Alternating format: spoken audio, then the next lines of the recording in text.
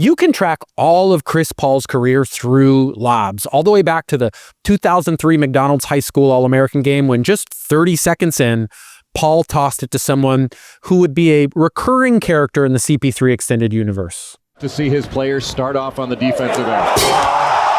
Chris Paul to LeBron James. That didn't take very long. Paul was a consensus All-American at Wake Forest where, yeah, he threw lobs.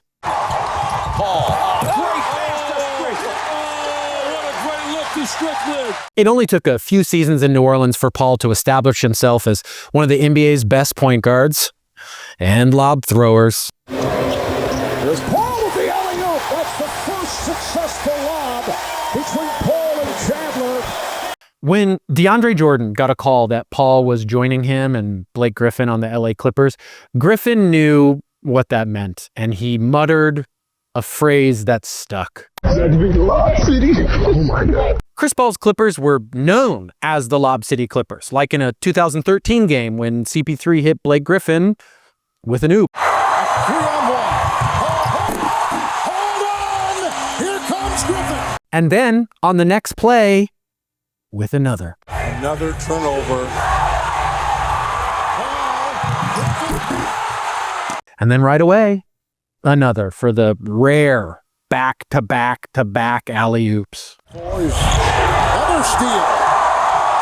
Another drive. Here comes again. Chris Paul has thrown lobs everywhere he's played. There's the alley-oop, and it's Adams putting it down.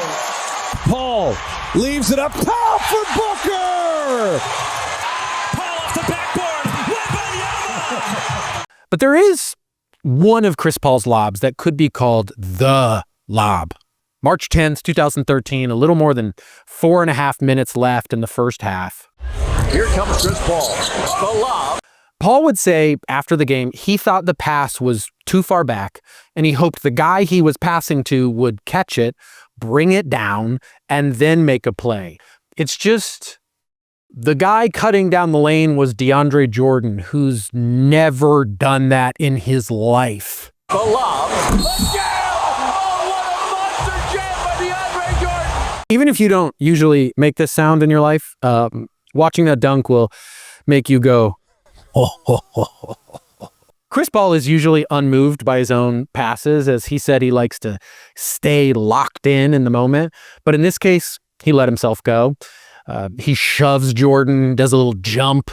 Meanwhile, on the bench where people don't have to stay locked in, Matt Barnes just takes off running. Ronnie Turioff lays down, and Coach Vinny Del Negro has to physically restrain Blake Griffin. Look at Blake. Look at the bench. The dunk was over a simple, honest man just trying to play defense and go home to his family. Brandon Knight thinking, why did I try and jump for that one? The next day, RIP Brandon Knight was still trending on Twitter. Phrases used online to describe what Jordan did to Knight included destroys, absolutely destroys, obliterated, annihilated, because sometimes you dunk so hard people have to reach for a thesaurus, but sometimes you dunk so hard people have to reach for the Bible, because they also said Knight got baptized, absolutely baptized, crucified, and then my personal fave, footage of a very graphic assault by DeAndre Jordan on Brandon Knight. Viewer discretion is advised. Knight's Wikipedia page was changed to say, on March 10th, 2013, Knight died in a game versus the Los Angeles Clippers. The cause of death was determined to be DeAndre Jordan. Brandon Knight tweeted after the game, "It wasn't in the scouting report that the Clippers threw lobs, LOL. From all of us out here trying our best with self-deprecating humor as our only tool, Brandon Knight, we salute you." An article was written about this dunk on the New Yorker's website.